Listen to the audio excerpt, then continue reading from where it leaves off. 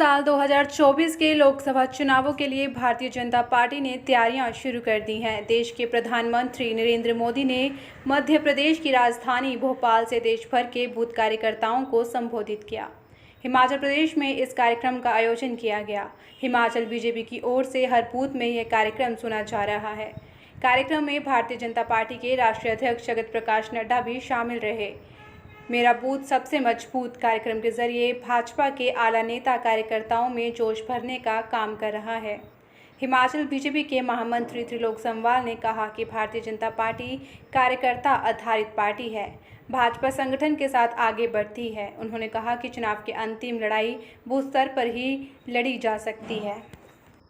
मेरा बूथ सबसे मजबूत कार्यक्रम चलाया गया है, पूरे देश में संवाद हो रहा है। किस तरह का कार्यक्रम है और किस तरह की तैयारी है 2024?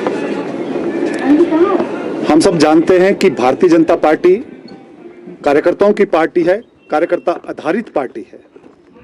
आज पूरे देश भर में अपना बूथ सबसे मजबूत, इस कार्यक्रम का आयोजन प्रत्येक बूथ पर हो रहा है।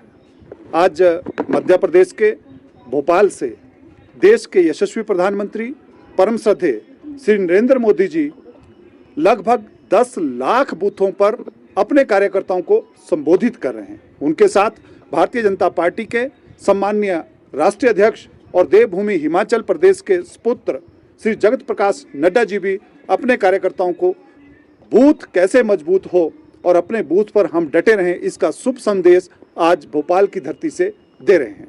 हिमाचल प्रदेश में भी प्रत्येक बूथ पर यह कार्यक्रम प्रत्येक कार्यकर्ता सुन रहा है। प्रत्येक बूथ पर आज भारतीय जनता पार्टी के कार्यक्रम है, क्योंकि हमारा मूल मंत्र है कि बूथ जीता तो चुनाव जीता। और 2024 की जो आपने बात की है, क्योंकि चुनाव की अंतिम लड़ाई बूथ पर होती है, तो इसलिए 2024 की दृष्टि से भी भारतीय जनता पार्टी का जो महासंपर्क अभियान चल रहा है, जिसका मैं प्रदेश का काम देख रहा हूं, उसके तहत भी हम 30 तारीख तक प्रत्येक बूथ तक प्रत्येक कार्यकर्ता से मिलने का भी प्रयास करेंगे। विपक्ष को बीजेपी के सामने कितनी चुनौती है? देखिए, यही वही विपक्ष है जो 2014 में भी साथ था। तब भारतीय जनता पार्टी ने पूरे देश भर में 282 सीटों के साथ अपनी सरकार बनाई थी। ये वही विपक्ष है जो 2019 में भी साथ था।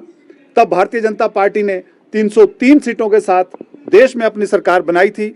अब मुझे लगता है कि इस बार 303 से ऊपर ही भारतीय जनता पार्टी अपनी सरकार बनाएगी। प्रदेश की आर्थिक स्थिति के ऊपर भी सरकार के कैबिनेट मंत्री अनिल सिंह ने कहा है कि भाजपा के समय में आर्थिक स्थिति प्रदेश की खराब हुई है और अब प्रबंधन का आरोप वर्तमान सरकार पर है। देखिए, प्रदेश में सरकार बने हुए 6 महीने हो गए। प्रदेश सरकार ने जिस दिन सत्ता संभाली थी, अर्थात 11 दिसंबर को, तो 12 दिसंबर को लगभग 1000 इंस्टीट्यूशन बंद किए थे और पहले दिन से लेकर आज तक वो सिर्फ वित्त प्रबंधन की बात कर रहे हैं, प्रदेश सरकार को चलाने की तरफ कोई ध्यान नहीं दे रहे हैं। जब वो प्रदेश को चलाने में, प्रदेश की अर्थव्यवस्था को संभालने में बिल्कुल ध्यान नहीं दे रहे हैं, यही कारण है कि प्रदेश की अर्थव्यवस्था दिन प्रतिदिन डगमगा रही है। मुझे लगता है कि वो बजाय भारतीय जनता पार्टी को कोसने के, वो अपने सरकार को संभालें और सरकार को ठीक रूप से चलाएं।